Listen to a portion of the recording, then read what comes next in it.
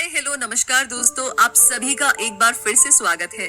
तो ये समरी गीगल ग्रेट आइडियाज ग्रेट लाइफ के द्वारा बनाई गई है और यहाँ पर हम हर हफ्ते एक नई ऑडियो बुक समरी लाते हैं जिसे आप पढ़ सकते हैं और सुन सकते हैं। हाय हेलो नमस्कार दोस्तों, आप सभी का एक बार फिर से स्वागत है। तो ये समरी गीगल ग्रेट आइडियाज ग्रेट लाइफ के द्वारा बनाई गई है और यहाँ पर हम हर हफ्ते एक नई ऑडियो बुक समरी लाते हैं जिसे आप पढ़ सकते हैं और सुन सकते हैं। वैसे मैं हूँ रूबी पारिक आपके साथ। तो चलिए शुरू करते हैं जोसेफ मोफी की किताब the power of your subconscious mind से, जहाँ पर ये किताब खास आपके लिए लिखी गई है।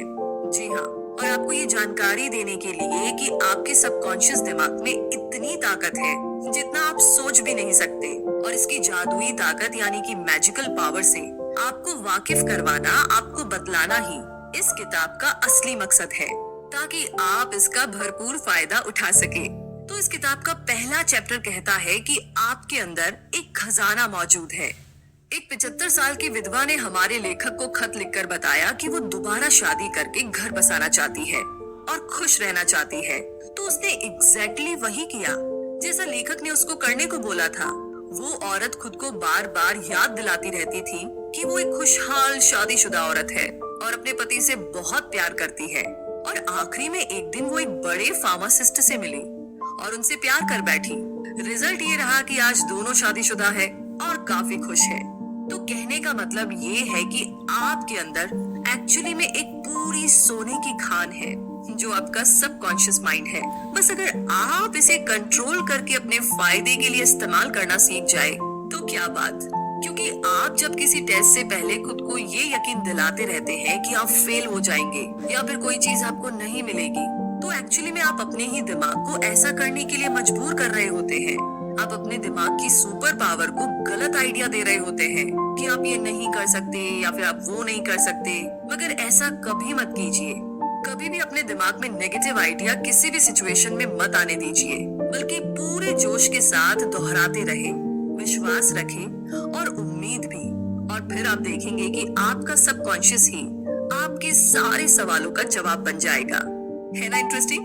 तो चलिए अब बात करते हैं दूसरे चैप्टर की। इस चैप्टर में आप सीखेंगे कि आपका दिमाग कैसे काम करता है, और इसको समझते हैं इस एग्जाम्पल से। एक बूढ़ी औरत को यकीन हो चला था कि उसकी याददाश्त चली जाएगी, मगर उसने ना अपने दिमाग को यही यकीन दिलाए रखा कि ऐसा कुछ भी नहीं होगा, बल्कि वो डेली सोचती थी कि उसकी याददाश्त तो दिन ब दिन बढ़ती जा रही है। तो हुआ यूं कि अभी उसका मजबूत विश्वास ही था कि सच में उसके साथ ऐसा ही हुआ। हाँ, वैसे ये समझना जरूरी है कि सबकॉन्शियस और कॉन्शियस लेवल दोनों अलग अलग नहीं है, बल्कि एक ही दिमाग के दो अलग अलग लेवल है। कॉन्शियस माइंड वो है जो सोच विचार करता है, और सबकॉन्शियस माइंड आपकी हर सोच पर विश्वास करके उसे अपना लेता है। जो कुछ भी आप सोचते हैं और करते हैं उस पर सबकॉन्शियस माइंड पूरी तरीके से यकीन करता है। मतलब वो आपसे आर्ग्यूमेंट नहीं करेगा, वो बस एक्सेप्ट कर लेगा। एग्जाम्पल के लिए हिप्नोसिस के पीछे सिर्फ एक वजह यही है कि आपका सबकॉन्शियस माइंड इस पर यकीन करता है, और फिर आपसे जो भी कहा जाता है उसे आपका कॉन्शियस माइंड बिना किसी जिद के, बिना किसी आर्ग्यूमेंट के मानने लग जाता है। फिर आप चाहे सही है या गलत जो भी विचार रखते हैं उसे ये बेहिचक अपनाने लगता है। तो याद रखिए कि आप अपनी कश्ती के खुद ही मालिक है। सारा कंट्रोल आपके अपने हाथों में है। तो सोच समझकर चुने, अच्छा चुने और अपनी खुशियाँ चुने। इसी के साथ आगे थर्ड चैप्टर में आप जानेंगे आपके सबकॉन्शियस दिमाग के काम करने की जादुई ताकत के बारे में, और इसके लिए ये रियल स्टोरी आपकी काफी मदद करेगी। एक स्कॉट सर्जन डॉक्टर जेम्स एस्दिले ने कुछ 400 ऑपरेशन किए। तब तक ना एनेस्थीसिया की खोज नहीं हुई थी जिससे वो अपने पेशेंट्स को बेहोश कर सके। तो सवाल ये है कि आखिर उन्होंने ये कैसे किया? तो इसका जवाब ये है कि अपने मरीजों को मेंटल एनेस्थीसिया देकर। अब ये क्या होता है?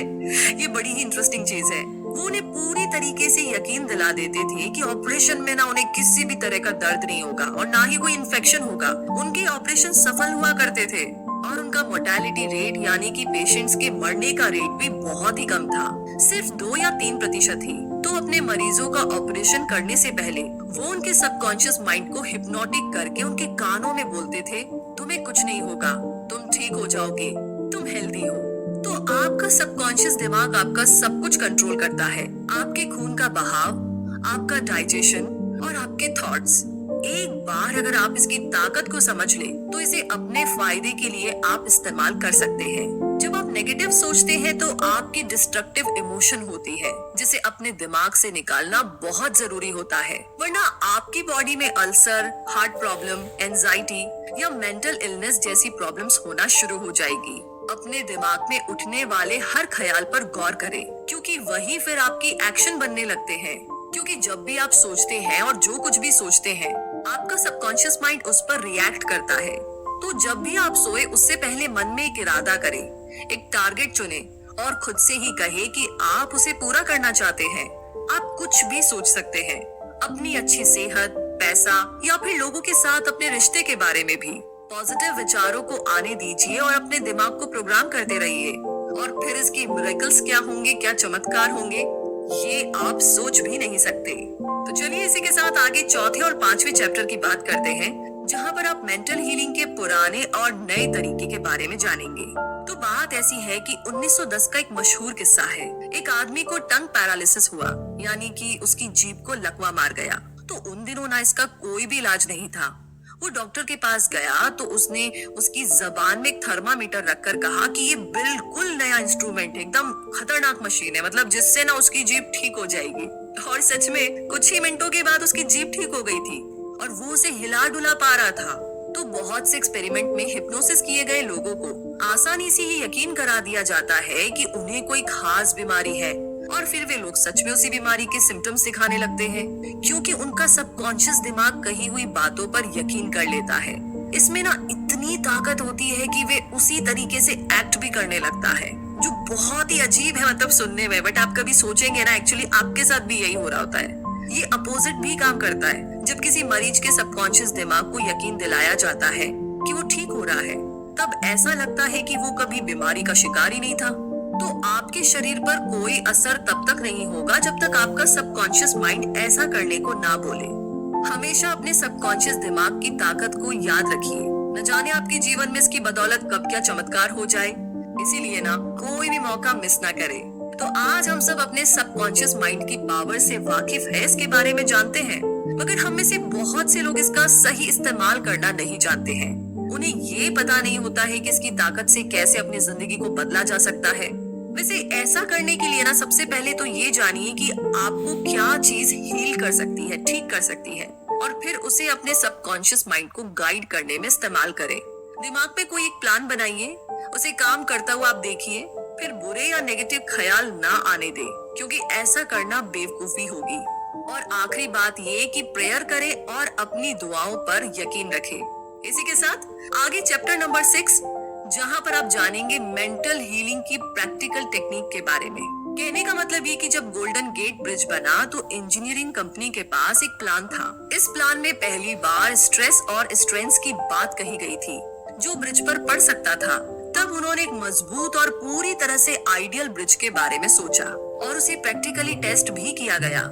ये सारे स्टेप्स ऑर्डर में किए गए और कोई भी स्टेप पहले या बाद में नहीं अपनाया गया, वरना ब्रिज पूरी तरह से नाकामयाब रहता। तो जिस तरह हमारी दुआएं सुनी जाती है, वे भी कुछ इसी तरह होती है, जैसे कि जो भी हमें मिलता है, ना पहले ना बाद में, बिल्कुल सही वक्त पर मिलता है।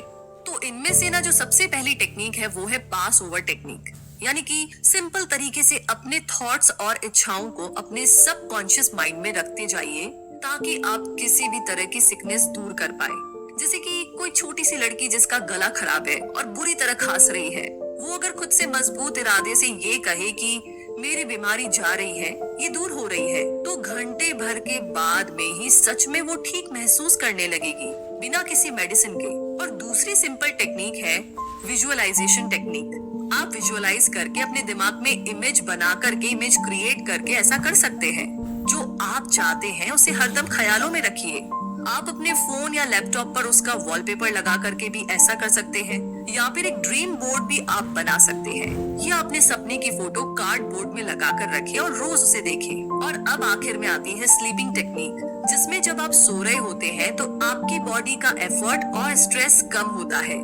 उस वक्त आपका सबकॉन्शियस एक्टिव हो जाता है और आपके विचार और भी बेहतर ढंग से अब्सॉर्ब कर लेता है, जिससे आपके दिमाग और शरीर को अपनी चाही गई चीज हासिल करने में मदद मिलती है।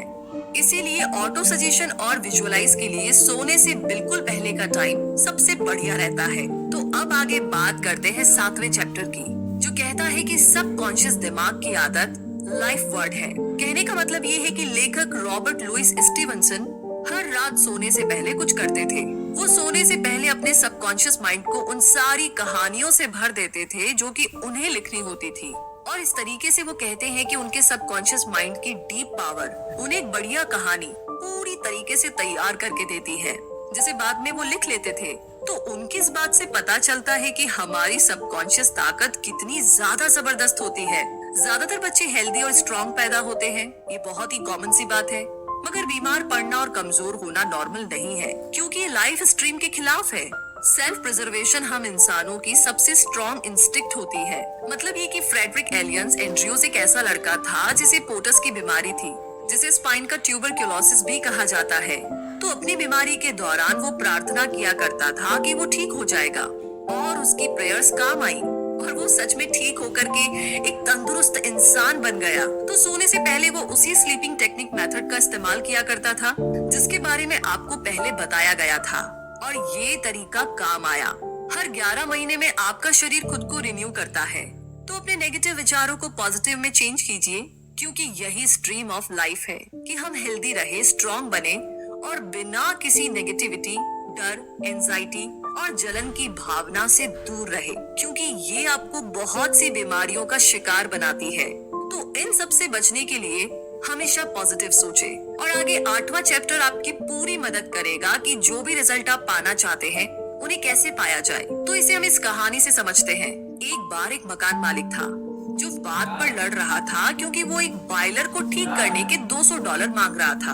मकान मालिक ने कहा कि ये तो बहुत ज्यादा रकम है। इस पर रिपेयरमैन ने जवाब दिया कि वो मिसिंग पीस के तो सिर्फ $5 ही मांग रहा है, बाकी के $195 यानी कि $195 तो वो अपने इस काम की नॉलेज होने की फीस ले रहा है। ठीक इसी तरीके से आपका सबकॉन्शियस माइंड भी बहुत होशियार है, जिसके पास आपके शरीर, मन और आत्मा की हर टाइप की तकलीफ और दुख दर्द को दूर करने के बहुत सारे तरीके हैं। हमारे फेल होने का एक जरूरी रीजन ये होता है कि हमारे अंदर मोटिवेशन और कॉन्फिडेंस की कमी होती है, क्योंकि जब लोग ध्यान लगा कर के कोई प्रार्थना कर रहे होते हैं तो कई बार उन्हें उस पर इतना गहरा यकीन नहीं होता जितना कि होना चाहिए। उनके मन में नेगेटिव विचार चलते रहते हैं, और यही वजह है कि उन्हें अपनी प्रार्थना का जवाब नहीं मिलता। इसीलिए अपने कॉन्शियस और सबकॉन्शियस के बीच में कॉन्फ्लिक्ट को दूर करने के लिए सोने से पहले स्लीपिंग टेक्निक का इस्तेमाल करें और अपने सपनों को पूरा होता देखें बार बार। और अब आगे बात करते हैं चैप्टर नंबर 9 और 10 की, जहाँ पर आप जानेंगे कि अपने सबकॉन्शियस की पावर को पैसे और अपने अमीर होने के लिए कैसे इस्तेमाल करें। तो यहाँ पर लेखक का एक दोस्त सालाना $75,000 कमाता है, यानी लगभग 55 लाख रुपए। तो वो एक बार दुनिया घूमने के लिए 9 महीने की लंबी छुट्टी लेकर एक क्रूज पर गया। उसने खूब पैसे उड़ाए, मजे किए, और जब वो वापस काम पर लौटा तो उसने कुछ महसूस किया कि उसके कई साथी जो कि उससे बिजनेस के बारे में ज्यादा जानते थे और इवन बेहतर काम कर सकते थे, लेकिन वो सारे उससे छोटी पोजीशन में ही रह गए थे, और इतना ही नहीं, कम सैलरी भी लेते थे। अब ऐसा क्यों था? क्योंकि उन सबको ना तो अपने सबकॉन्शियस की पावर के बारे में कोई नॉलेज थी और ना ही कोई इंटरेस्ट, और इसीलिए उनके कोई बड़े सपने भी नहीं थे। तो ऐसे लोग एक तरह से क्रिएटिविटी से भी कोसों दूर रहते हैं। सच तो ये है कि कोई भी रातों रात अमीर नहीं बनता, सिर्फ सोचने भर से। इसके लिए आपको सबकॉन्शियस माइंड में कुछ नए आइडियाज सोचने होंगे, इसे मोटिवेट करना पड़ेगा, तभी तो ये आपको अमीर बनने में आपकी मदद कर पाएगा। इसे हमेशा मोटिवेशन देते रहिए कि आप अमीर हैं, आप प्रॉफिट कमा रहे हैं, और आपका सबकॉन्शियस जो नए थॉट्स आपको देगा उन पर काम करना शुरू कर दीजिए। जो भी आप कहे उस पर पूरी तरीके से यकीन कीजिए, क्योंकि आपका सबकॉन्शियस तभी उन आइडियाज को एक्सेप्ट करेगा जब आप अपने कॉन्शियस माइंड में भी उन्हें एक्सेप्ट करेंगे। अगर आपको ज्यादा पैसा कमाने की चाहत नहीं है तो फेल होने की राह में यही पहला कदम होगा। सबसे पहले तो ये विचार दिलो दिमाग से निकाल दीजिए कि पैसा सब बुराइयों की जड़ है, क्योंकि जब आप इसे बुराई मानकर नफरत ही करेंगे तो भला इसे कैसे अपनी तरफ अट्रैक्ट कर सकते हैं। पैसे से नफरत करेंगे तो आपके हाथ में कुछ नहीं लगने वाला। इसके बदले पैसे को अपना सबसे बड़ा दोस्त समझकर इसे प्यार करें, अपने अमीर होने पर यकीन रखें। जो लोग पैसे की बुराई करते हैं अक्सर वही किसी न किसी फाइनेंशियल परेशानी से गुजर रहे होते हैं। जो ऐसा सोचता है कि उसके दोस्त जब उससे ज्यादा कमाते हैं और आगे निकल चुके होते हैं तो ऐसे लोग जल भुन करके खाक हो जाते हैं। उनका दिमाग ना नेगेटिव विचारों से भर जाता है। जिस चीज के लिए वो प्रे कर रहे होते हैं अब उसी को कोस रहे होते हैं। तो पैसे की ताकत बड़ी है, मगर इसे भगवान ना बनाए। पैसा तो बस सफल होने की एक निशानी है, लेकिन असली खजाना तो आपके दिमाग में छुपा है, जो आपके विचार है, आपके थॉट्स है। और इसीलिए पैसे की कभी भी बुराई ना करें। आगे चैप्टर नंबर 11 और 12 में आप जानेंगे कि आपका सबकॉन्शियस माइंड आपकी सफलता का साथी है। और अब जानिए कि साइंटिस्ट किस तरीके से इसका इस्तेमाल करते हैं। तो सफल होने के लिए 3 खास स्टेप्स हैं। पहला स्टेप, अपने पसंद की चीजें कीजिए जिनसे आपको खुशी मिलती है। अगर आपको पता नहीं है वो क्या है तो उसे जानने के लिए पूरे दिल से प्रार्थना कीजिए। दूसरा स्टेप, किसी एक खास चीज में महारत हासिल करें। जो आपको पसंद हो उसके बारे में ज्यादा से ज्यादा जानकारी रखें। जैसे कि मान लीजिए आपको डेंटिस्ट का काम पसंद है तो इसकी किसी खास ब्रांच में स्पेशलिस्ट बन जाइए, जैसे कि एंडोडोंटिक्स या फिर ओरल सर्जरी या किसी और चीज में। तीसरा स्टेप है कि जो भी आपको पसंद हो वो सिर्फ आप तक ना सीमित रहे। सिर्फ आप ही नहीं बल्कि बाकी लोगों के लिए भी ये काम आए। अपनी पसंद से दूसरों का भी भला करे तो बेहतर होगा। इन सब स्टेप्स को अपनाते समय अपने सबकॉन्शियस की पावर को कभी ना भूले। बहुत से साइंटिस्ट इस बात को जानते और मानते थे। एडिसन, मार्कोनी, आइंस्टाइन और भी बहुत सारे साइंटिस्ट अपने सबकॉन्शियस की आवाज को सुनते थे और इसका उन्हें बहुत फायदा भी हुआ। बहुत ही कामयाब इलेक्ट्रिकल साइंटिस्ट टेस्ला को जब भी कोई आइडिया आता था तो अपने ख्यालों में ही उसका इन्वेंशन कर लेते थे। और वो जानते थे कि अपने सबकॉन्शियस का इस्तेमाल करके वो जो भी चाहे वो बना सकते हैं। उनका दिमाग उस पॉइंट पर पहुंच चुका था कि किसी भी डिजाइन के इन्वेंशन होने से पहले ही उनके दिमाग को उस डिजाइन का डिफेक्ट भी नजर आ जाता था। इसीलिए इन्वेंट करने से पहले ही वो डिजाइन इस तरीके से बनाते थे कि उसमें कोई डिफेक्ट ही ना रहे, जिससे उनका पैसा और वक्त बर्बाद होने से बच जाता था। और अब आगे बात करते हैं चैप्टर नंबर 13वें, 14वें और 15वें के बारे में, जहाँ पर आप जानेंगे आपके सबकॉन्शियस और नींद, मैरिटल प्रॉब्लम्स और खुशियों के बारे में। मतलब ये कि एक ऐसी टेक्निक है जिसे मैं पर्सनली तब फॉलो करती हूँ जब अगले दिन मुझे कोई काम होता है और मुझे ना मन में डर रहता है कि मैं टाइम पर उठ नहीं पाऊंगी। तो मैं दिमाग में सोचती रहती हूँ और खुद को यकीन दिलाती हूँ मैं सुबह टाइम पर उठ जाऊंगी और वो जो काम है उसे पूरा भी कर लूंगी और सब कुछ एकदम ठीक ठाक हो जाएगा। तो इस तरीके से मैं सोचती रहती हूँ जब तक मेरे सबकॉन्शियस माइंड में ये बात पूरी तरह से बैठ नहीं जाती। और फिर दूसरे दिन मैं एकदम टाइम पर उठ जाती हूँ, बल्कि मैं कहूंगी कि मैं 10 या 15 मिनट पहले ही उठ जाती हूँ। और ये टेक्निक ना आज तक फेल नहीं हुई है, एक बार भी नहीं। ये बहुत ही सिंपल टेक्निक है। और पता है कमाल की बात क्या है, इसके लिए ना आपको अलार्म क्लॉक भी नहीं चाहिए। हालांकि मैं फिर भी अलार्म सेट करके रखती हूँ सेफ इन साइड, लेकिन मेरा सबकॉन्शियस माइंड मुझे इस बात में कभी भी धोखा नहीं देता। हमेशा अलार्म बजने से पहले उठ जाती हूँ, जिससे पता चलता है कि सबकॉन्शियस माइंड में कितनी ज्यादा पावर है। गाइडेंस का मतलब हमेशा किसी चीज से या पैसे की मदद से नहीं होता। आप जागे हुए हो तभी आपको गाइडेंस मिल सकती है। कई बार आपके सपने भी आपको गाइडेंस देते हैं। अपने सबकॉन्शियस की पावर को कभी भी अनदेखा ना करें। इससे ना सिर्फ आपकी हेल्थ पर बुरा असर पड़ सकता है, बल्कि आपकी शादीशुदा जिंदगी पर भी। किसी के साथ जिंदगी भर का सफर निभाने के लिए आपका रिश्ता स्पिरिचुअल होना भी जरूरी है। जब आप किसी से प्यार किए बगैर सिर्फ पैसा, पोजीशन या फिर अपने ईगो के लिए शादी करते हैं तो ऐसा रिश्ता ना कभी भी सच्चा नहीं होता।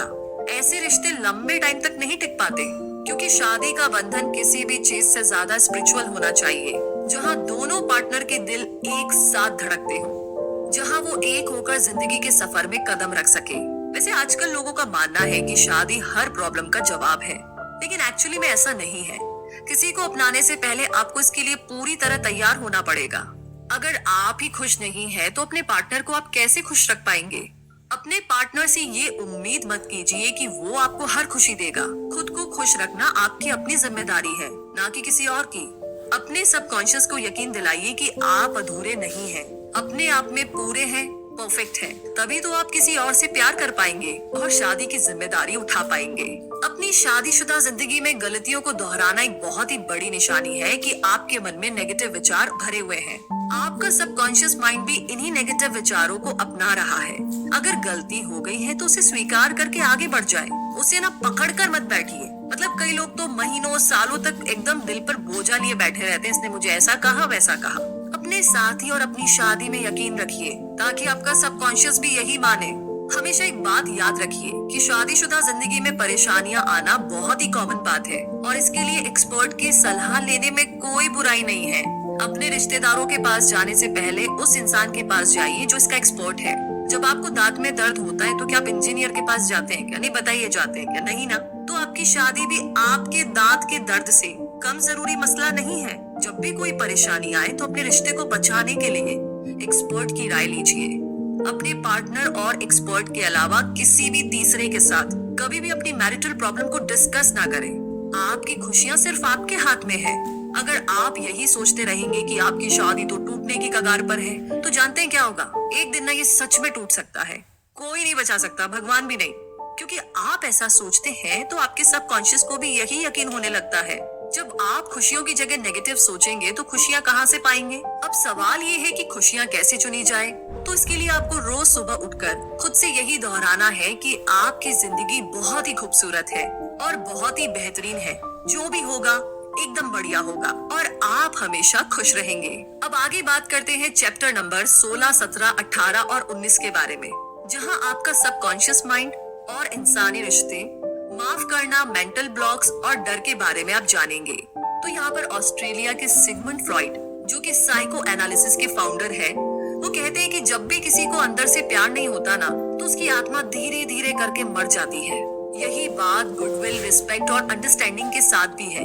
क्योंकि जब आप दिल में नफरत पालते हैं तो अपनी आत्मा और दिमाग को किसी कैदी की तरह हमेशा के लिए बांध लेते हैं। जितना हो सके सबका भला सोचिए और कोशिश कीजिए कि किसी को भी नुकसान न पहुंचे। नफरत करने वाले इंसान का हाल वही है जो कि जहर पीता है और सोचता है कि उसे कुछ नहीं होगा। ये ना एकदम पागलपन है ना? तो आप क्यों दूसरों को धोखा देते हैं, हर्ट करते हैं, उन्हें दुख देते हैं, जब आपको पता है कि ऐसा करने से आपके दिमाग में भी जहर भर जाएगा, आपका खुद का नुकसान होगा। लोगों को रिस्पेक्ट दीजिए और उनसे हमेशा अच्छे से पेश आइए। जैसा आप खुद के लिए चाहते हैं वैसा व्यवहार दूसरों से कीजिए। आप दूसरों के बारे में क्या सोचते हैं ये सिर्फ आपके हाथ में है, औरों के हाथ में नहीं। अब आप कहेंगे कि और हमें कोई बेवजह तंग कर रहा है तो क्या? तो जब आपको कोई तंग करने की कोशिश करता है तो ये आपके हाथ में है कि आप क्या रिएक्शन देंगे, कैसे रिएक्ट करेंगे। दूसरों की हरकतों से आप क्या महसूस करते हैं ये भी सिर्फ आपके हाथ में है। अब आप चाहे तो उस बात से चिढ़कर के, गुस्सा होकर के पूरा दिन खराब कर लीजिए, घर में सबका मूड खराब कर दीजिए, या फिर उनकी बातों को इग्नोर करना सीख जाइए, उन्हें माफ करना सीख जाइए। एक्चुअली में ये ज्यादा बेस्ट है, क्योंकि लोगों को माफ करना दिमाग के लिए नेगेटिव विचारों के अगेंस्ट एक एंटीडोट की तरह काम करता है। जब आप लोगों को माफ करते हैं तो आपकी आत्मा एक शांति और सुकून से भर जाती है और एक तरह से लोगों को माफ करके आप लाइफ को पे बैक भी करते हैं, क्योंकि जिंदगी हमेशा आपको मौके देती है। जब कभी गलती से आपकी उंगली कट जाती है या पैर पर चोट लग जाती है तो आपका सबकॉन्शियस भी कुछ इसी तरीके से आपको माफ करता है।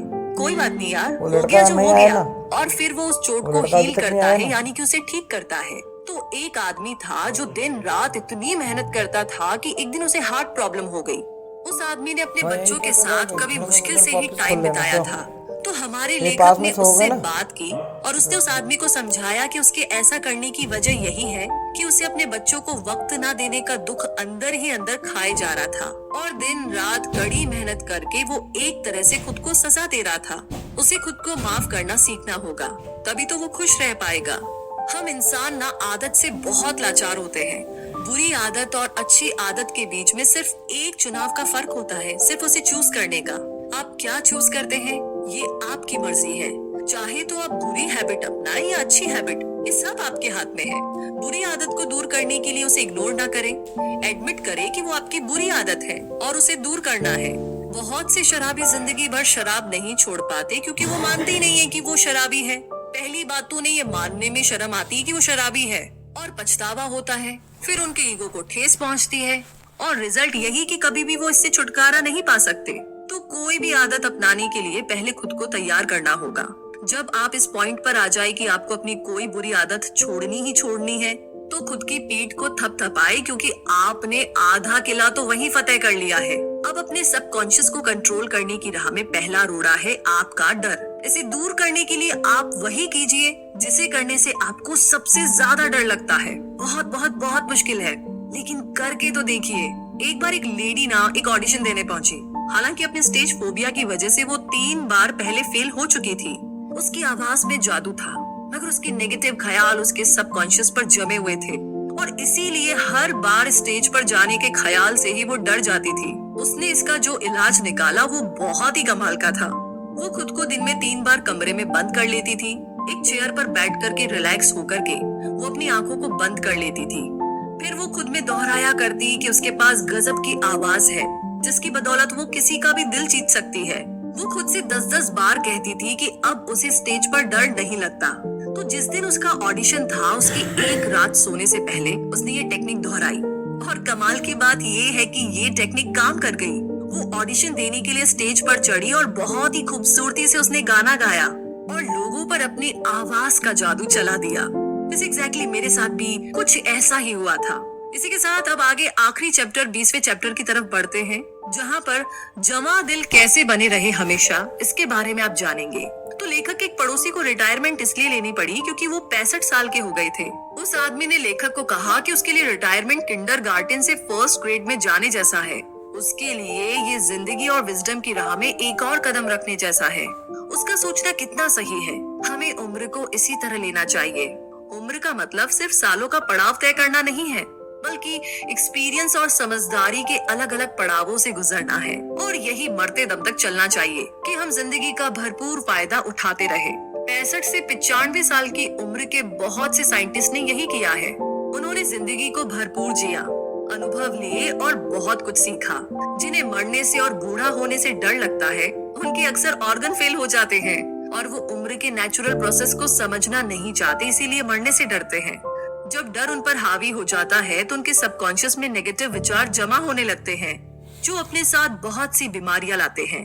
तो इसी के साथ ये समरी यहीं पर समाप्त होती है। एंड आई एम श्योर इसे सुनने के बाद में आप काफी अच्छा फील कर रहे हैं और आप सोच रहे हैं, प्लानिंग कर रहे हैं कि कौन कौन सी चीजों पर, कौन कौन सी गोल्स पर काम किया जा सकता है, इमेजिन करके, टेक्निक्स अप्लाई करके। इन सभी के लिए आपको ऑल द वेरी बेस्ट। अपने ऊपर भरोसा रखिए और हम आपके साथ हैं ना, तो टेंशन की क्या बात है। ऐसा कंटेंट आपको मिलता रहेगा, डोंट वरी। वैसे रिव्यू सेक्शन में जरूर लिख करके बताइएगा कि आपको ये समरी कैसी लगी और अगले हफ्ते आप कौन सी समरी सुनना चाहेंगे वो भी बताइएगा। अगर आपको हमारी मेहनत पसंद आई तो आपका जो प्यार है ना, वो आप हमें दिखा सकते हैं।